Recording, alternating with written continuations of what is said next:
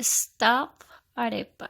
Ingredients: half a pound of meat, half of a pound of bacon, 1/4 of ham, 1.5 cups of water, 1 cup of flour, 19 grams of barbecue sauce, 1/4 of cheese, oil to taste, salt to taste. Hi, my name is Alejandra Llanos. Place on the bowl the fork and they have a for water, stir and start tasting. Assemble the arepas to taste. Fry pan fried and fried or place the green arepas. Allow to braise until brown the size. Hi, my name is Jamie Velasco.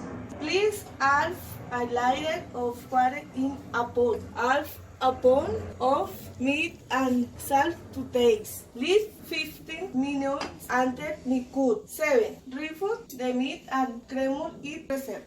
Hi, my name is Adriana Parra. I am prepared pre-heated. Pan please learn street to burn.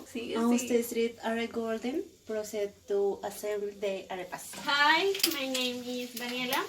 Once the strips are golden, proceed to assemble the arepas. Open the arepas in half. Place a slip of cheese, a strip of bacon, a slip of ham, and the meat. Heat the first arepas for 1 minute and serve.